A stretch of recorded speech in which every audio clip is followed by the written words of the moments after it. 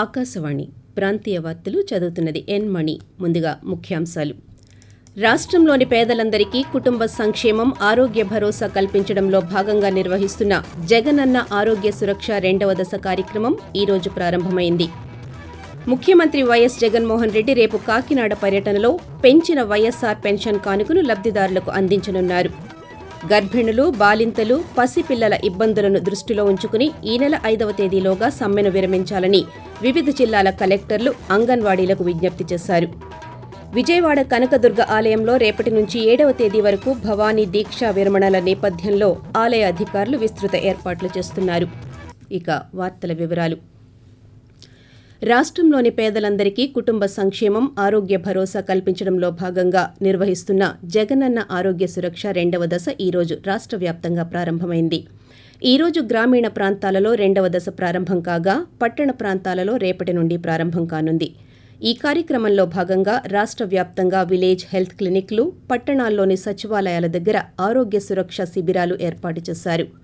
ఈ 2వ దశ కార్యక్రమాన్ని 6 నెలల పాటు కొనసాగించాలని నిర్ణయించారు. ఈ 6 నెలల్లో 13,954 ఆరోగ్య శిబిరాలు ఏర్పాటు కానున్నాయి. కాగా మొదటి దశ జగనన్న ఆరోగ్య సురక్ష కార్యక్రమంలో 60 లక్షల మంది వరకు ప్రజలు ప్రయోజనం పొందినట్టు ఆరోగ్య శాఖ వెల్లడించింది. వైఎస్ఆర్ పెన్షన్ కానుక పెంపు కార్యక్రమంలో భాగంగా ముఖ్యమంత్రి వైఎస్ జగన్మోహన్ రెడ్డి రేపు కాకినాడలో పర్యటనలో పలు అభివృద్ధి కార్యక్రమాలను ప్రారంభించనున్నారు. కాకినాడ జిల్లా పోలీసు క్రీడా మైదానం హెలీప్యాడ్ నుంచి రంగరాయ వైద్య కళాశాల క్రీడా మైదానం వరకు జరిగే రోడ్ షోలో ఆయన పాల్గొంటారు. అనంతరం కళాశాల క్రీడా మైదానంలో జరిగే బహిరంగ సభలో లబ్ధిదారులైన పలువురికి పెంచిన పింఛను సొమ్మును అందజేయనున్నారు. అదేవిధంగా కొండయ్యపాలెం ఫ్లైఓవర్, రాజా ట్యాంక్లోని మినీ స్టేడియం, రాగిరెడ్డి జయరాం కుమార్ కళాక్షేత్రాన్ని ముఖ్యమంత్రి ప్రారంభించనున్నారు.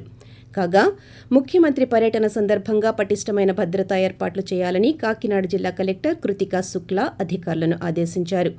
జిల్లా పోలీసు క్రీడా మైదానంలోని హెలీప్యాడ్ వద్ద బారికేడ్ల ఏర్పాటు, వైద్య శిబిరం, స్పందన కౌంటర్ని కలెక్టర్ పరిశీలించారు. ఈ సందర్భంగా మాట్లాడుతూ ముఖ్యమంత్రి పర్యటన సందర్భంగా వివిధ శాఖల అధికారులకు నిర్దేశించిన పనులను సకాలంలో పూర్తి చేయాలని ఆదేశించారు. గర్భిణులు, బాలింతలు, పసిపిల్లల ఇబ్బందులను దృష్టిలో ఉంచుకుని అంగన్వాడీలు సమ్మెను విరమించాలని రాష్ట్ర ప్రభుత్వం విజ్ఞప్తి చేసింది. ఈ నెల 5 లోపు విధులకు హాజరు కాకపోతే శాఖాపరమైన చర్యలు తప్పవని స్పష్టం చేసింది. ఈ మేరకు పలు జిల్లాల కలెక్టర్లు అంగన్వాడీలకు నోటీసులు జారీ చేస్తున్నారు. దీనిలో భాగంగా అంగన్వాడీ కార్యకర్తలు, సహాయకులు సమ్మెను విరమించి విధుల్లో చేరాలంటూ విశాఖ జిల్లా కలెక్టర్ డాక్టర్ ఏ మల్లికార్జున విజ్ఞప్తి చేస్తూ ఈరోజు ఒక లేఖ విడుదల చేశారు. సమ్మె విరమించని పక్షంలో శాఖాపరమైన చర్యలు తీసుకుంటామని తెలియజేశారు. అంగన్వాడీల న్యాయమైన కోర్కెలన్నీ ప్రభుత్వం పరిష్కరించడానికి కృతనిశ్చయంతో ఉందని, ఇప్పటికే ప్రభుత్వం చాలా డిమాండ్లను పరిష్కరించిందని ఆ లేఖలో పేర్కొన్నారు. దీర్ఘకాలిక వ్యాధిగ్రస్తులకు మందుల్ని సక్రమంగా సరఫరా చేయాలని వైద్య ఆరోగ్య కుటుంబ సంక్షేమ శాఖ ప్రత్యేక ప్రధాన కార్యదర్శి ఎంటీ కృష్ణబాబు అన్నారు. పేదల వద్దకు స్పెషలిస్టు వైద్యుల సేవల్ని అందుబాటులోకి తేవడం ద్వారా దేశానికే ఆంధ్రప్రదేశ్ రాష్ట్రం ఆదర్శంగా నిలిచిందని అన్నారు. జగనన్న ఆరోగ్య సురక్ష కార్యక్రమం ఫేజ్ 2లో భాగంగా ఈరోజు కృష్ణా జిల్లా పామర్రు మండలంలోని పెద్ద మద్దాలి గ్రామంలో నిర్వహించిన శిబిరాన్ని ఆయన సందర్శించారు. ఈ సందర్భంగా మాట్లాడుతూ ముఖ్యమంత్రి వైఎస్ జగన్మోహన్ రెడ్డి ఎంతో ప్రతిష్టాత్మకంగా తీసుకున్న ఈ కార్యక్రమంలో దీర్ఘకాలిక వ్యాధిగ్రస్తులకు 1 నెల నుండి 3 నెలలకు సరిపడా మందులు వారి ఇంటి వద్దకే పోస్టు ద్వారా అందేటట్టు ఈ నెలలో తగిన ఏర్పాట్లు చేశామన్నారు. ఆకాశవాణి ప్రాంతీయ వార్తలు వింటున్నారు. కేంద్ర ప్రభుత్వం అందిస్తున్న వివిధ సంక్షేమ కార్యక్రమాలను లబ్ధిదారులకు మరింత చేరువ చేసే ఉద్దేశంతో చేపట్టిన వికసిత్ భారత్ సంకల్ప యాత్ర రాష్ట్రంలోని వివిధ ప్రాంతాలలో విజయవంతంగా కొనసాగుతోంది. శ్రీకాకుళం జిల్లా కరజాడ గ్రామంలో ఈరోజు జరిగిన వికసిత్ భారత్ సంకల్ప యాత్రలో గ్రామస్తులు పెద్ద సంఖ్యలో పాల్గొన్నారు.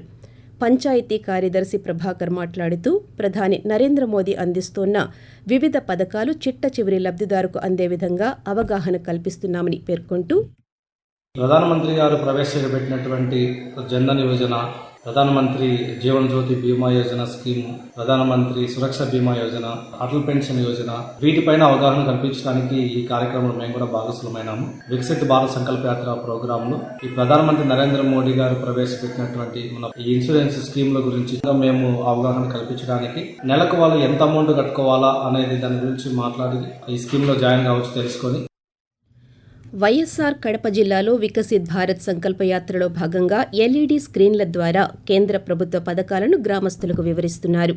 డ్రోన్ల సహాయంతో నూతన టెక్నాలజీని అనుసరించి వ్యవసాయంలో పురుగుల మందు పిచికారీ విధానాన్ని ఎలా చేయాలో క్షేత్రస్థాయిలో ప్రదర్శన చేస్తున్నారు.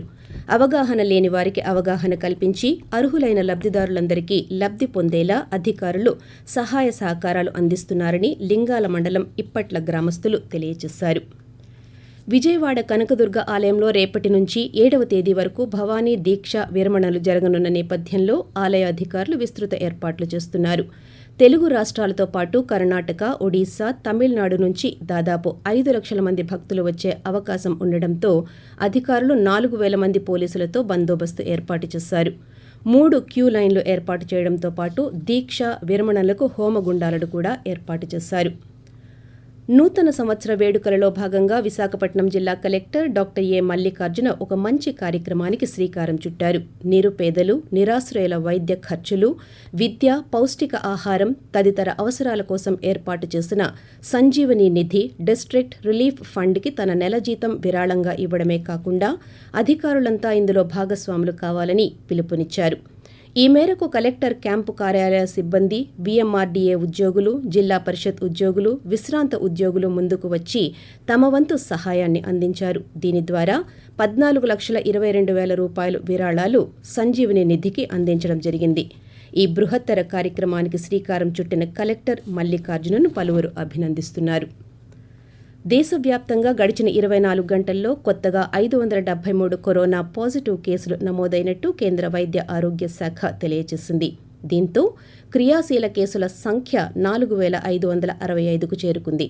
వైరస్ కారణంగా 2 మరణించగా 400 మంది కోవిడ్ నుంచి కోలుకున్నారు. కాగా కరోనా సబ్ వేరియంట్ JN1 కేసుల సంఖ్య 197కు చేరింది. వైకుంఠ ద్వార దర్శనం ద్వారా ఈ ఏడాది 7 లక్షల మందికి పైగా భక్తులు శ్రీవారిని దర్శించుకున్నారని తిరుమల తిరుపతి దేవస్థానం కార్యనిర్వహణ అధికారి ఏవి ధర్మారెడ్డి తెలిపారు. తిరుమలలోని అన్నమయ్య భవనంలో ఈరోజు ఆయన పాత్రికేయులతో మాట్లాడుతూ 10 రోజుల పాటు జరిగిన వైకుంఠ ద్వార దర్శనం నిన్నటితో ముగిసిందన్నారు. ఈ 10 రోజుల్లో రికార్డు స్థాయిలో 40,20,00,000 రూపాయలకు పైగా హుండీ కానుకలు వచ్చాయన్నారు. కాగా గత ఏడాది తిరుమల శ్రీ వెంకటేశ్వర స్వామి వారిని 2.5 కోట్ల మందికి పైగా భక్తులు దర్శించుకున్నారని, అదే సమయంలో 1,398 కోట్ల రూపాయల హుండీ కానుకల ద్వారా లభించినట్టు దేవస్థానం వెల్లడించింది. వార్తలు ముగించే ముందు ముఖ్యాంశాలు. రాష్ట్రంలోని పేదలందరికీ కుటుంబ సంక్షేమం, ఆరోగ్య భరోసా కల్పించడంలో భాగంగా నిర్వహిస్తున్న జగనన్న ఆరోగ్య సురక్ష 2వ దశ కార్యక్రమం ఈరోజు ప్రారంభమైంది. ముఖ్యమంత్రి వైఎస్ జగన్మోహన్ రెడ్డి రేపు కాకినాడ పర్యటనలో పెంచిన వైఎస్సార్ పెన్షన్ కానుకను లబ్ధిదారులకు అందించనున్నారు. గర్భిణులు, బాలింతలు, పసిపిల్లల ఇబ్బందులను దృష్టిలో ఉంచుకుని ఈ నెల 5వ తేదీలోగా సమ్మెను విరమించాలని వివిధ జిల్లాల కలెక్టర్లు అంగన్వాడీలకు విజ్ఞప్తి చేశారు. ఆకాశవాణి ప్రాంతీయ వార్తలు ఇంతటితో సమాప్తం.